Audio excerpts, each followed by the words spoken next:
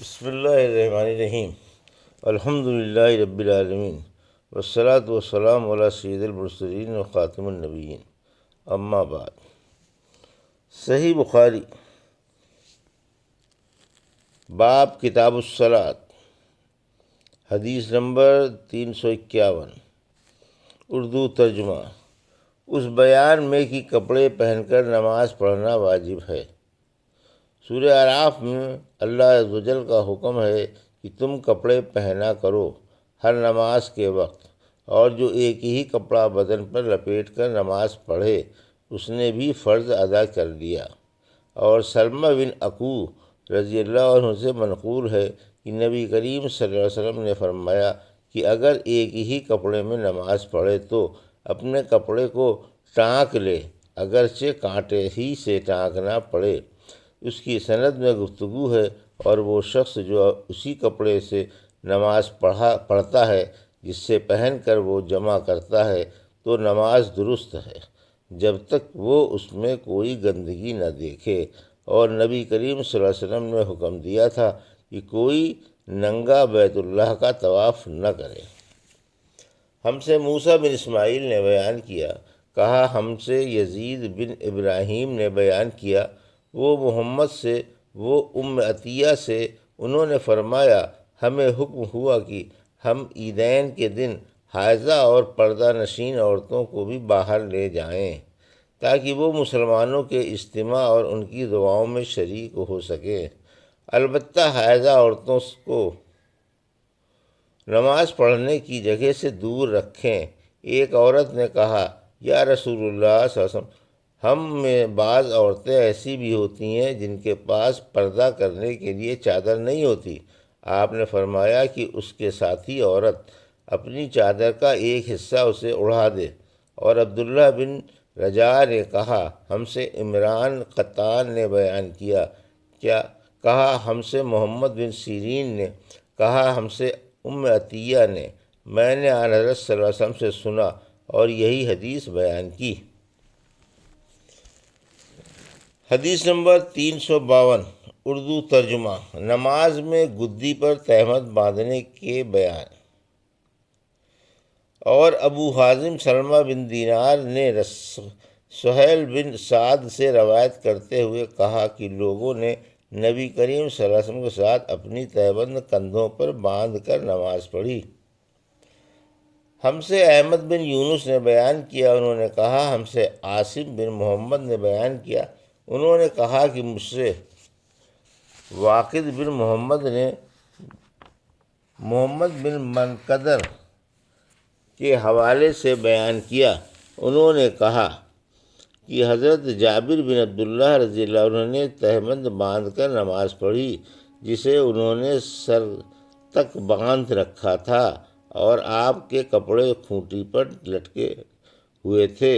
ایک کہنے والے نے کہا کہ آپ ایک تہبند میں نماز پڑھتے ہیں؟ آپ نے جواب دیا کہ میں نے ایسا اس لیے کیا کہ تجھ جیسا کوئی احمق مجھے دیکھے۔ بھلا رسول اللہ صلی اللہ علیہ وسلم کے زمانے میں دو کپڑے بھی کس کے پاس تھے؟ حدیث نمبر 353، اردو ترجمہ۔ ہم سے ابو مصعب بن عبداللہ مطرف نے بیان کیا، انہوں نے کہا ہم سے عبد الرحمن بن ابی الموال نے بیان کیا، انہوں نے محمد بن منقدر سے، انہوں نے کہا کہ میں نے جابر رضی اللہ عنہ کو ایک کپڑے میں نماز پڑھتے دیکھا، اور انہوں نے بتلایا کہ میں نے نبی کریم صلی اللہ علیہ وسلم کو بھی ایک ہی کپڑے میں نماز پڑھتے دیکھا تھا۔ حدیث نمبر 354، اردو ترجمہ۔ اس بیان میں کہ صرف ایک کپڑے کو بدن پر لپیٹ کر نماز پڑھنا جائز و درست ہے۔ امام ظہری نے اپنی حدیث میں کہا کہ ملتحف متوشہ کو کہتے ہیں جو اپنی چادر کے ایک حصے کو دوسرے کاندھے پر اور دوسرے حصے کو پہلے کاندھے پر ڈال لے، اور وہ دونوں کاندھوں کو چادر سے ڈھانک لینا ہے۔ ام ہانی نے فرمایا کہ نبی کریم صلی اللہ علیہ وسلم نے ایک چادر اوڑھی اور اس کے دونوں کناروں کو اس سے مخالف طرف کے کندھوں پر ڈالا۔ حدیث نمبر 354 اردو ترجمہ۔ ہم سے عبید اللہ بن موسیٰ نے بیان کیا، کہا ہم سے حشام بن عروہ نے اپنے والد کے حوالے سے بیان کیا، وہ عمر بن ابی سلمہ سے کہ نبی کریم صلی اللہ علیہ وسلم نے ایک کپڑے میں نماز پڑھی اور آپ نے کپڑے کے دونوں کناروں کو مخالف طرف سے کاندھے پر ڈال لیا۔ حدیث نمبر 355 ہم سے محمد بن مسنہ نے بیان کیا، انہوں نے کہا ہم سے یحییٰ نے بیان کیا، انہوں نے کہا ہم سے حشام نے بیان کیا، انہوں نے کہا کہ مجھ سے میرے والد نے عمر بن ابی سلمہ سے نقل کر کے بیان کیا کہ انہوں نے نبی کریم صلی اللہ علیہ وسلم کو سلمہ کے ساتھ کے گھر میں ایک کپڑے میں نماز پڑھتے دیکھا۔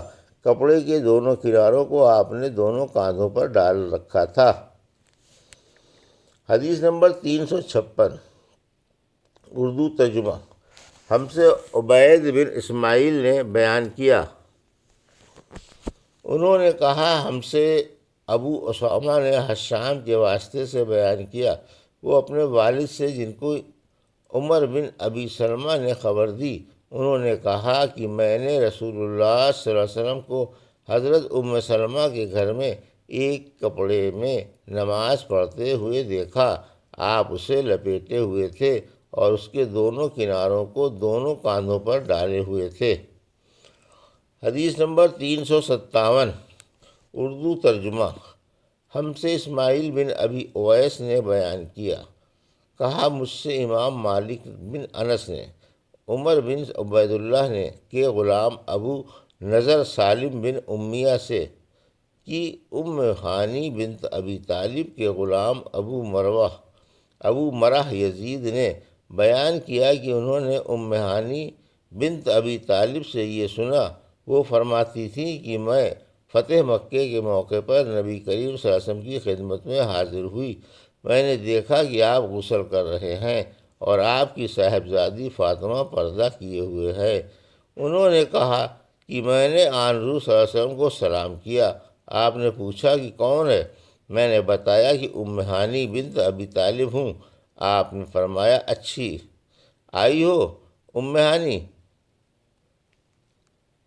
پھر جب آپ نہانے سے فارغ ہو گئے تو اٹھے اور 8 رکعت نماز پڑھی ایک ہی کپڑے میں لپٹ کر۔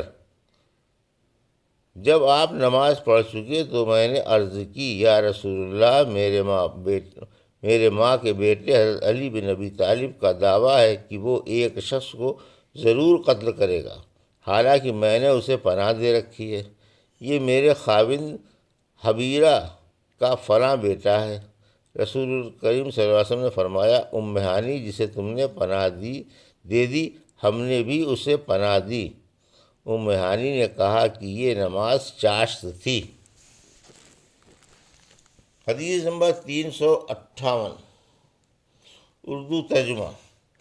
ہم سے عبداللہ بن یوسف نے بیان کیا، انہوں نے کہا ہمیں امام مالک نے ابن شہاب کے حوالے سے خبر دی، وہ سعید بن مسیب سے نقل کرتے ہیں،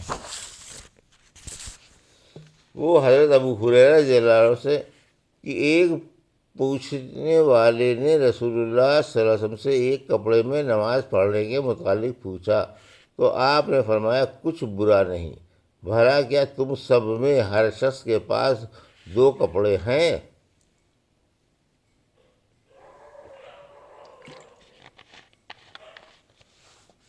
حدیث نمبر 359 اردو ترجمہ۔ جب ایک کپڑے میں کوئی نماز پڑھے تو اس کو مونڈھے پر ڈالے۔ ہم سے ابو عاصم ضحاک بن مخلد نے امام مالک رحمۃ اللہ علیہ کے حوالے سے بیان کیا، انہوں نے ابو زناد سے، انہوں نے عبد الرحمن اعراج سے، انہوں نے حضرت ابو ہریرہ رضی اللہ عنہ سے کہ رسول اللہ صلی اللہ علیہ وسلم نے فرمایا کہ کسی شخص کو بھی ایک کپڑے میں نماز اس طرح نہ پڑھنی چاہیے کہ اس کے کندھوں پر کچھ نہ ہو۔ حدیث نمبر 360 ہم سے ابو نعیم فضل بن وکیل نے بیان کیا، کہا ہم سے شیبان بن عبد الرحمن نے یحییٰ بن ابی کثیر کے واسطے سے، انہوں نے اکرمہ سے، یحییٰ نے کہا میں نے اکرمہ سے سنا یا میں نے ان سے پوچھا تھا، تو اکرمہ نے کہا کہ میں نے ابو ہریرہ رضی اللہ عنہ سے سنا، وہ فرماتے تھے میں اس کی گواہی دیتا ہوں کہ رسول اللہ صلی اللہ علیہ وسلم کو میں نے یہ ارشاد فرماتے سنا تھا کہ جو شخص ایک کپڑے میں نماز پڑھے، اسے کپڑے کے دونوں کناروں کو اس کے مخالف سمت کے کندھے پر ڈال لینا چاہیے۔ ابھی آپ نے صحیح بخاری کتاب الوضو کتاب الصلاۃ کی حدیث نمبر 351 سے 360 تک کا اردو ترجمہ سماعت فرمایا۔ اللہ سے دعا ہے کہ اللہ ہم کو اور آپ کو ان حدیثوں کی صحیح سمجھ عطا فرمائے اور ان پر عمل کرنے کی توفیق عطا فرمائے، آمین یا رب العالمین۔